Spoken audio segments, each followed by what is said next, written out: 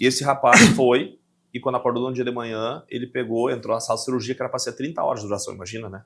Abrir todo o rosto e remover todas as raízes, e daí passou 3 horas da cirurgia, o médico saiu da sala e a mãe dele se desesperou, né? O que aconteceu com meu filho? Ele disse, não, acabou a cirurgia. Mas como não era 30 horas? Sim. Mas então o que aconteceu? Só passou 3. Parece que alguém tinha operado antes da gente. Meu Deus. E aí...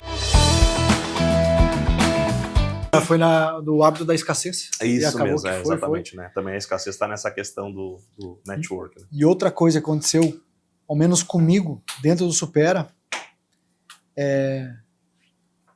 que foi comentei com o Thiago essa semana até, foi uma coisa, algo que eu nunca tinha sentido. A presença muito forte, cara, de Deus naquele ambiente. É uma energia fora da curva. E se passou-se ali 4, 5 dias, tá ali a mensagem, inclusive no Instagram, eu digo, Ronei, qual é a igreja que tu frequenta? E tu me respondeu, nenhuma. Eu só aprendi a conversar com Deus. Aquilo ali me quebrou, cara. Porque, e realmente tu não fala diretamente em Deus, sim, mas a energia, parece que a gente se conecta, é uma coisa diferente, cara. É algo diferente que acontece lá dentro. Cara, esse é um assunto bem peculiar, assim, pra mim falar. Porque é até estranho quando eu faço comentário. Eu me conectei com Deus dentro do Supera. Porque, assim, eu sou de família católica, fiz comunhão, crisma e tudo mais. E, particularmente, eu falo que eu fui me afastando ali na adolescência e no início da vida adulta, 20 e poucos anos, fiquei totalmente distante. Sempre acreditei em Deus, fazia aquela oraçãozinha assim de manhã, obrigado, Senhor, isso aí, né? Precisava alguma coisa, pedia ali rapidinho, mas conexão zero, né? Assim, acreditava, mas totalmente distante, sem intimidade nenhuma. E aí eu lembro que várias vezes fui a igreja A, igreja B, de amigos, convidando, vamos lá, fui num lugar, um lugar era bacana, o outro não me sentia bem, o outro eu frequentava umas 2, 3 vezes, mas nada que eu tivesse, pô, aqui eu estou, né, vivendo, tô aqui dentro dessa igreja e tal, faz parte da comunidade, e continuei assim. Fiz a primeira edição do Supera, foi totalmente técnico o evento, e aí passou-se a pandemia, fui para a segunda edição do Supera, e aí eu contei um fato dentro da segunda edição, que foi espontâneo, não estava no cronograma para falar. Quando eu marquei a primeira edição do Supera, era para acontecer em novembro de 2019.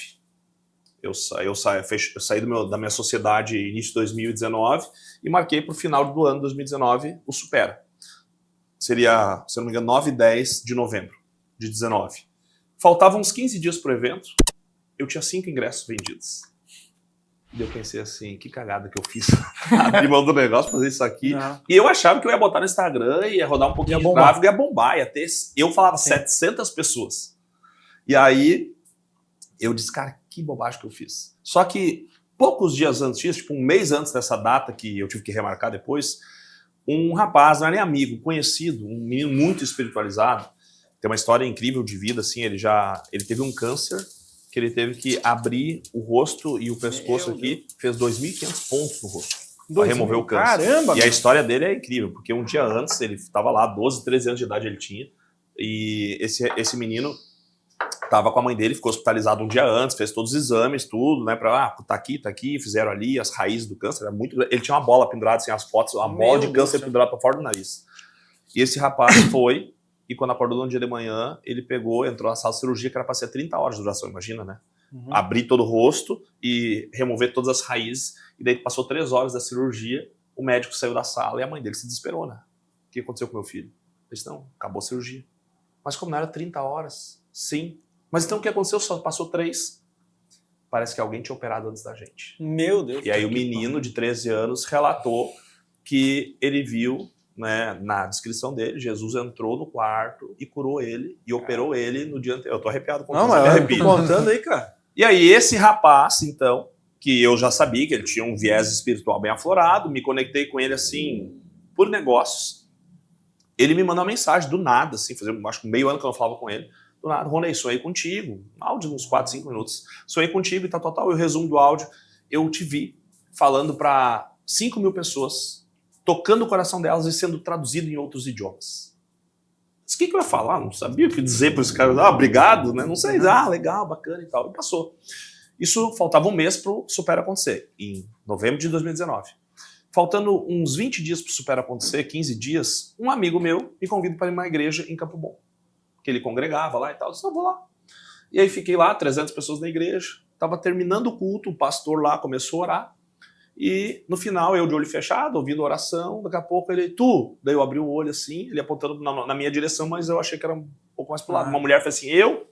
Daí ele disse, não, atrás de ti. Eu fiz assim, ele vem aqui. E eu fui indo assim até o palco lá, né? O palco mais ou menos da altura dessa banca, ou seja, ele estava bem mais alto que eu parei assim, fiquei olhando para ele, e ele pegou e falou assim, eu estava aqui orando e veio muito forte, e eu olhei para ti, Deus falou comigo, que olha só, eu te vi falando para 5.000 pessoas, tocando o coração delas, sendo traduzido em outros idiomas. Caramba. E aquilo me arrepiou, porque era a mesma coisa, só que na hora eu sabia que aquele menino que tinha falado a primeira vez, ele também ia nessa igreja, mas não foi ele que me convidou. E esse menino tava lá, e ele veio correndo, me abraçou, você viu só a mesma coisa e tal. Só que na hora, o meu pré-julgamento foi o quê? Ele contou. Ele e o pastor são aqui, estão querendo me trazer para a igreja. Sendo muito sincero. E, né, legal e tal. Passou. Isso era novembro. Eu remarquei meu evento para fevereiro de 2020. E aí, nesse meio tempo, janeiro de 2020, um mês antes do evento, um amigo de São Paulo me convida para ir a Goiás para visitar uma empresa, fazer uma consultoria com ele.